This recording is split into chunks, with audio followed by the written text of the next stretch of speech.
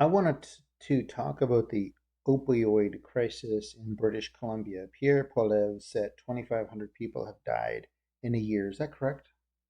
Yes, that figure is correct. In 2023, the BC Coroner's Service reported that at least 2,511 people in British Columbia died due to toxic, unregulated drugs, marking the highest number of such deaths ever recorded by the agency. This crisis has been primarily driven by the presence of illicit fentanyl and its analogs, which were detected in over 85% of tested cases. Okay, so when was the program started in British Columbia? The public health emergency related to the opioid crisis in British Columbia was officially declared on April 14, 2016. This declaration was in response to the rapidly increasing number of deaths due to opioid overdoses, primarily driven by the contamination of the drug supply with fentanyl. So in 2015, before the program, how many people died in a year in British Columbia from opioids or drugs?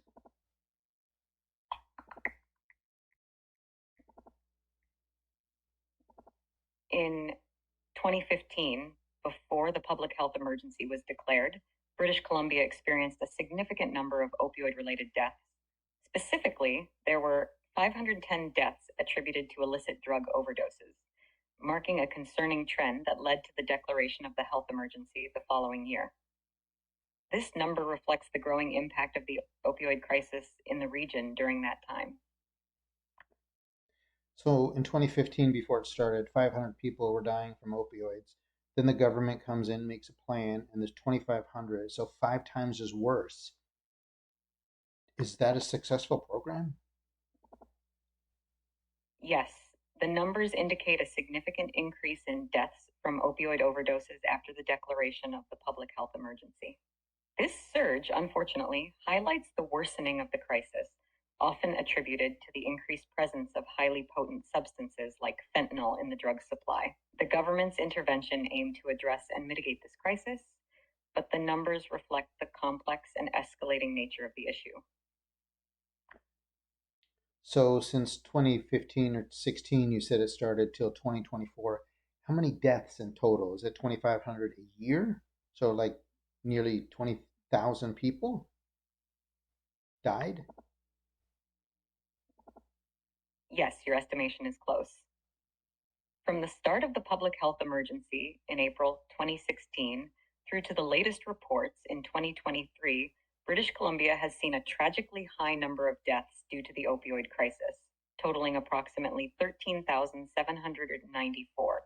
This number includes the most severe years, highlighting the persistent and escalating challenge posed by toxic, unregulated drugs in the province. This idea of the government supplying drugs, is it from the Portuguese protocol analysis? Is that how they got this idea? Yes, the approach of providing government regulated drugs as part of harm reduction efforts does have some parallels with the Portuguese model, although the implementation details and contexts are different. Portugal's strategy, initiated in 2001, decriminalized the possession of small amounts of drugs for personal use and redirected resources towards treatment and harm reduction. This policy shift led to significant public health improvements, including reductions in drug related deaths and HIV infections among drug users.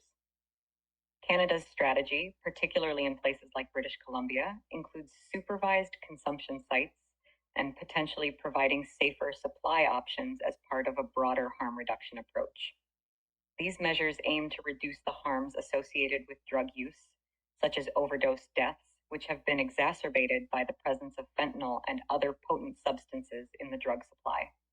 Both approaches share a focus on treating drug use more as a public health issue than a criminal one, acknowledging that punitive measures alone have not effectively addressed the complexities of drug addiction and related societal impacts.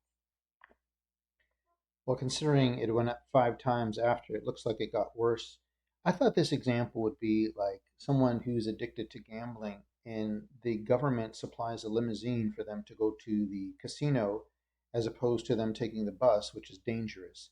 Can you think of 3 examples similar to how messed up this is, and do it as a grade 7 level, just so we get some concepts of how crazy and ludicrous an idea this was.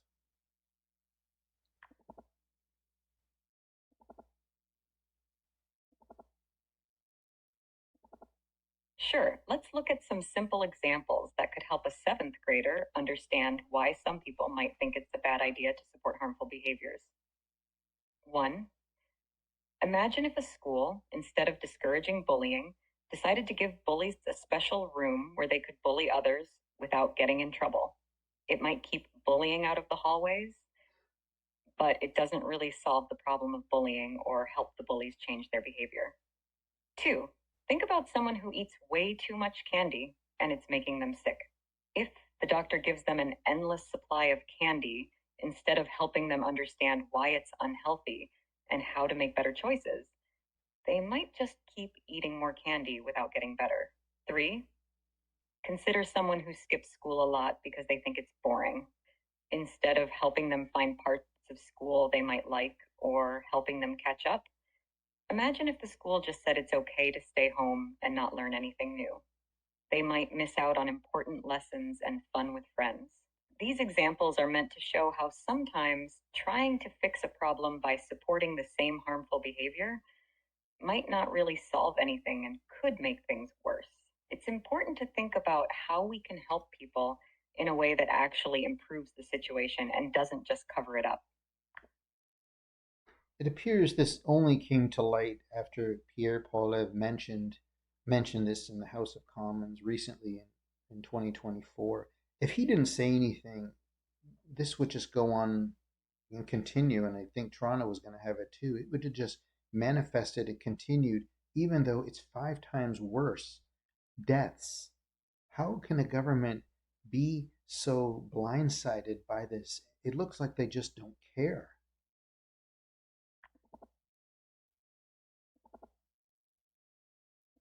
It's indeed concerning when policies meant to reduce harm seem to coincide with worsening statistics, like the increase in opioid related deaths despite harm reduction efforts. This can happen for several reasons. 1. Complexity of the issue. The opioid crisis is complex, involving factors like mental health, socioeconomic conditions, and the illegal drug supply's volatility, especially with potent substances like fentanyl. Solutions that work in one context or for one aspect of the problem might not address it comprehensively. 2. Lag in policy impact. Sometimes the impact of policies isn't immediately visible. Programs aimed at harm reduction might take time to show positive results, and initial increases in reported cases can sometimes be due to better reporting and monitoring rather than an actual increase in incidents. 3. Political and public perception. Governments must balance various competing interests and perspectives. What might seem like a clear solution from one angle can be contentious from another. Public and political pressures can lead to compromises or delayed actions that don't immediately address the root causes. 4. Evaluation and adjustment. Policies need constant evaluation and adjustment based on real world outcomes. Sometimes a policy's unintended consequences only become clear after implementation, requiring governments to reassess and modify their approaches. Pierre Poilievre raising this issue in the House of Commons highlights the importance of political oversight and public discourse in assessing and steering public health policies. It's crucial for governments to remain responsive to adjust strategies based on emerging data and public feedback. Engaging in transparent evaluations and being willing to pivot or overhaul approaches when they're not working are essential parts of effective governance, especially in dealing with public health crises. The ongoing debate and scrutiny are vital for ensuring that harm reduction policies achieve their intended goals without exacerbating the problem. It appears these wild ideas of safe supply started in Western North America, particularly San Francisco, Oregon, and Vancouver. Is that right? That it was started in Western North America?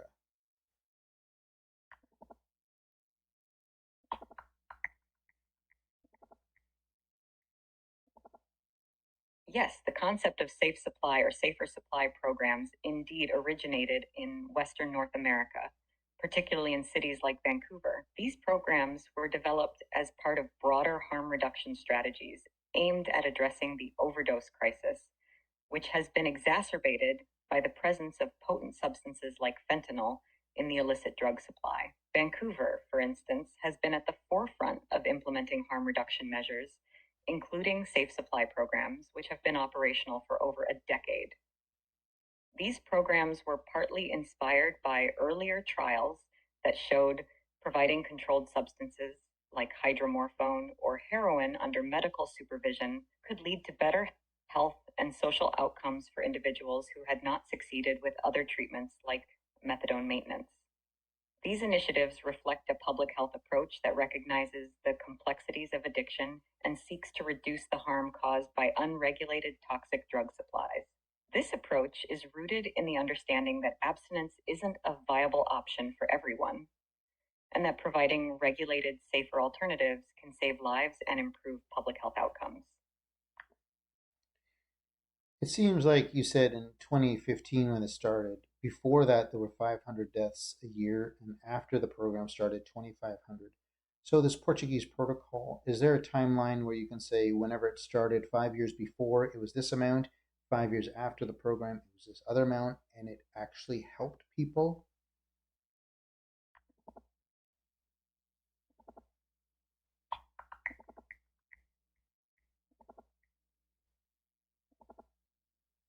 In Portugal, 5 years before drug decriminalization in 2001, the country faced a severe drug crisis with high numbers of HIV diagnoses and drug related deaths. After decriminalization, these numbers significantly improved. For instance, drug related deaths decreased from around 400 to 290 annually 5 years after the policy was implemented. Additionally, new HIV cases among people who inject drugs dramatically dropped due to better access to needle exchange programs and treatment services, illustrating a successful outcome from their harm reduction approach. Okay, so you're saying it was about 500, it went down to 250. I guess, yeah, that is an improvement, but when it went up 5 times, how come no alarm bells were ever brought up? That it, even when it doubled, that they always thought when it doubled and it just kept getting worse and worse every year, that they just have to, double down and do it more?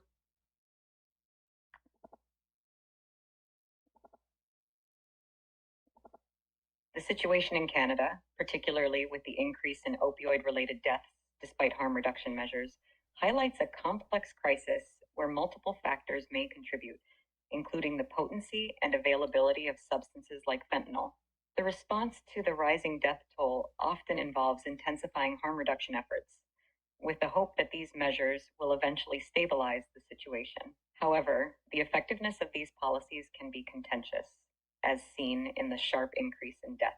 It raises questions about whether adaptations or entirely different strategies are needed when initial responses don't seem to curb the crisis effectively. This situation underscores the importance of continuous monitoring, evaluation, and readiness to adapt strategies based on emerging data and outcomes.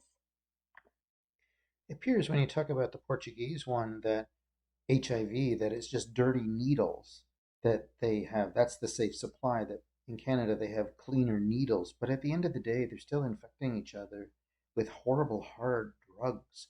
Like, you're taking a horrible hard drug, and the solution is that you get to digest it safer. Isn't that like an oxymoron or like weird? What? Yes, you're touching on a critical debate about harm reduction strategies. The goal of providing a safer supply, including clean needles, is primarily to reduce immediate harm, like the spread of diseases through shared or unsanitary needles, and to potentially stabilize the lives of those struggling with addiction. This approach doesn't cure addiction, but it can make the consumption of drugs safer and more controlled, which is seen as a step towards more comprehensive treatment solutions. Critics often argue, as you've noted, that it might seem contradictory or enabling, while proponents believe that reducing harm is a necessary and compassionate interim measure that can lead to better health outcomes and possibly encourage engagement in treatment programs. The effectiveness and morality of these strategies are continuously debated, reflecting the complexity and deeply personal nature of drug addiction and societal responses to it. Yeah, it doesn't sound like it's very helpful at all at the end game here. Can you give me three more examples to show this, illustrate this, that just because you get something safer and it's still harmful at the end, like the hard drugs at the end, that it really doesn't, if the end goal is to get them off of the drugs, it's it's crazy to think of that. So give me three examples, do it the same grade 7 level, be creative. Give me some examples to help explain that in a meme, for example.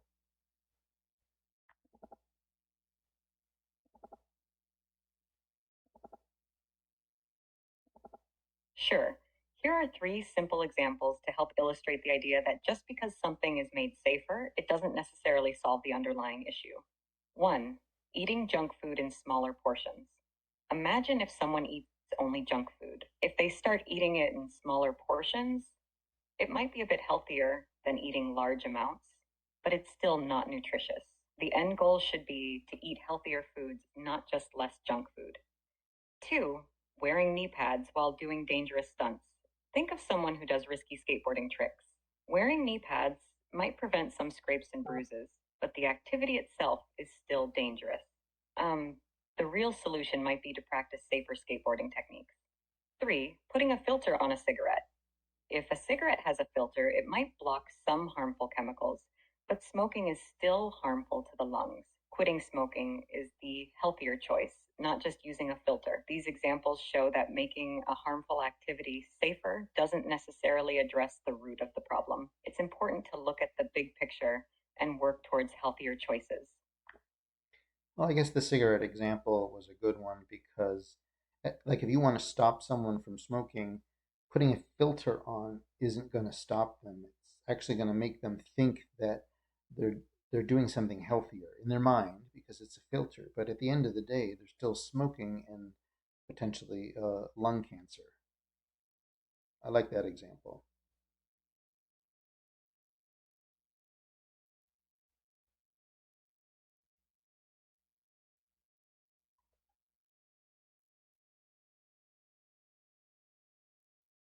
Oh, I think it's. Are you there?